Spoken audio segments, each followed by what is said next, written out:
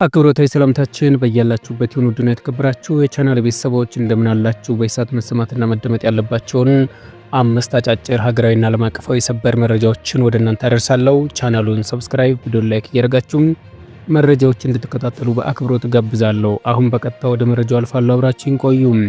በትግራይ ክልል ዳግመኛ ግጭት ሊነሳ እንደሚችል መረጃዎች እየተሰሙ ናቸው። በተለይም ባላማጣ አካባቢ በህወሓትና በፌዴራል መንግስት መካከል ውጥረት መጨመሩን የሚያመለክቱ መረጃዎች እየወጡ ነው።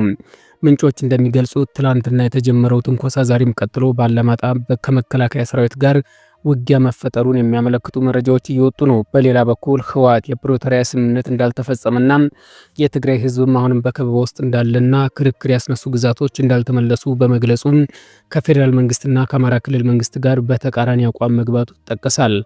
በዚህም ዙሪያ ኮሎኔል ደመቀ ዘውዱ በሰጡት መግለጫ በአካባቢው የሚፈጠር ማንኛውም ጫና በዝግጅት እንደሚገጥሙት መናገራቸው ሰምቷል። እስካሁን ድረስም ከፌዴራል መንግስት በኩል በጉዳዩ ላይ የተሰጠ ኦፊሳዊ መግለጫ አልተገኘም። ይህ በእንዲህ እንዳለ በዛሬው ዕለት በምዕራብ ጠለምት አዋሳኝ ደብረ አባይ በተባለ ቦታ የድሮን ጥቃት መፈጸሙ ተሰምቷል። በዛሬው ዕለት በጠለምት አዋሳኝ ደብረ አባይ አካባቢ የህወሓት ኃይሎች ለዳግም ግጭት እየተንቀሳቀሱ እያሉ የድሮን ጥቃት ተፈጽሟል የተባለው ቦታው ህወሓት ወደ ዋልድባና አርማዳ ጋር ለሚያደርገው የወረራ እንቅስቃሴ መነሻና መዘጋጃ ቦታ ሆኖ እንደሚያገለግል የአካባቢው ምንጮች ተናግረዋል። በጥቃቱ በህወሓት ኃይሎች ላይ ከፍተኛ ጉዳት ስለመድረሱ እየተነገረ ይገኛል።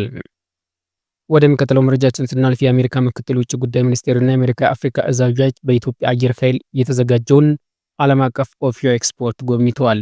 የአሜሪካ ምክትል ውጭ ጉዳይ ሚኒስቴር ክሪስቶስ ላንዳውና የአሜሪካ አፍሪካ እዝ አዛዥ ጀነራል ዳግቪን አንደርሰን በኢትዮጵያ አየር ኃይል የተዘጋጀውን ዓለም አቀፍ የአቪዬሽን ኤክስፖ መጎብኘታቸውን መከላከያ ሚኒስቴር አስታውቋል። በኢትዮጵያ በኩል የጦር ኃይሎች ጠቅላይ ኤታማዦር ሹም ፊልድ ማርሻል ብርሃኑ ጁላ በጉብኝቱ መሳተፋቸው ተገልጿል። በዚህ ኤክስፖ የአየር ኃይልን ጨምሮ መከላከያ ኢንጂነሪንግ ኢንዱስትሪ ግሩፕ፣ የመከላከያ ሰራዊት ፋውንዴሽን እና የመከላከያ ዩኒቨርሲቲና ሌሎችም ዓለም አቀፍ ድርጅቶች ምርቶቻቸውን ለእይታ ማቅረባቸው ተሰምቷል። በኤክስፖ የቀረቡት ወታደራዊ ቴክኖሎጂ ውጤቶች የኢትዮጵያን የረጅም ዘመን ስኬት የሚያሳዩ ስለመሆናቸው መከላከያ ሰራዊት በመረጃው አመላክቷል። የአሜሪካ ምክትል ውጭ ጉዳይ ሚኒስቴር ክሪስቶፈር ላንዳው ከጉብኝቱ በኋላ ለተደረገላቸው ደማቅ አቀባበል ምስጋና አቅርበው ኢትዮጵያን በመጎብኘታቸው ክብር እንደሚሰማቸው ገልጸዋል። በኢትዮጵያና አሜሪካ መካከል ያለው ግንኙነት ተጠናክሮ እንደሚቀጥልም ተናግረዋል። የአሜሪካ አፍሪካ እዝ አዛዥ ጀነራል ዳግዊን አንደርሰን በበኩላቸው ለቀጠናው ሰላም በተለይም እንደ አልሸባብና አይኤስ ያሉ አሸባሪዎችን ለመከላከልና ለመደምሰስ በጋራ እንሰራለን ማለታቸውን መከላከያ ሰራዊት አስታውቋል። የፌዴራል አቃቢ ህግ በ2 ቢሊዮን ብር በላይ ዝውውርና በሰው መነገድ ወንጀል የተሳተፉ 28 ተከሳሾች ላይ ክስ መሰረተ። የፌዴራል አቃቢ ህግ 1800 የሚሆኑ ሰዎች በህገወጥ መንገድ በማዘዋወር በከባድ የሰው ልጅ መነገድና በህገወጥ ገንዘብ ዝውውር ወንጀል የተሳተፉ 28 ተከሳሾች ላይ በፌዴራል ከፍተኛ ፍርድ ቤት ልደታ ምድብ ችሎት ወንጀል ክስ መመስረቱን ፍትህ ሚኒስቴር አስታውቋል።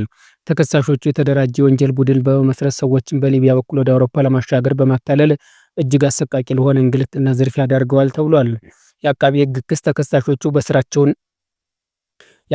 ክስ ተከሳሾቹ በስራቸው ሌሎች ደላሎችን በመመልመል ሰዎችን የተሻለ ኑሮ እንደሚያገኙ በማሳመን ወደ ባህር ዳር፣ ጎንደር በመላክ በኩል ወደ ሱዳን ድንበር በህገወጥ መንገድ ሲያስወጡ መቆየታቸው ተመላክቷል።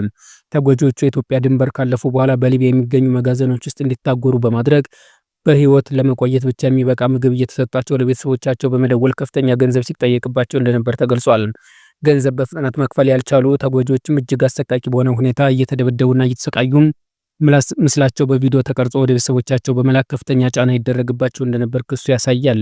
በዚህ ወንጀል ሰንሰለት ውስጥም በህግ ቁጥጥር ስር የዋሉ 8 ተከሳሾች ብቻም በባንክ ሂሳባቸው ከ2.1 ቢሊዮን ብር በላይ መሰብሰባቸው መረጋገጡን የአቃቢ ህግ ተመላክቷል።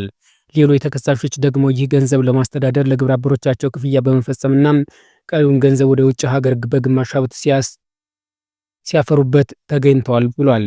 በጥቅሉ 1800 ሰዎች በዚህ ህገወጥ ዝውውር የተሳተፉ ሲሆን ማንነታቸው ከተለዩ 85 ሰዎች መካከል የ2 ሰዎች ህይወት ማለፉ ተረጋግጧል።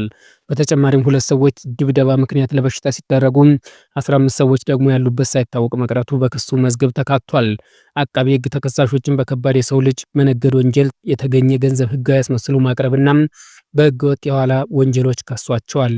በተደረገ ፋይናንስ ምርመራ ተከሳሾቹ ያፈሩት ቤቶችና ተሽከርካሪዎች በተጨማሪ ከ71 ሚሊዮን ብር በላይ በጥሬ ገንዘብ ታግዶ ይገኛል።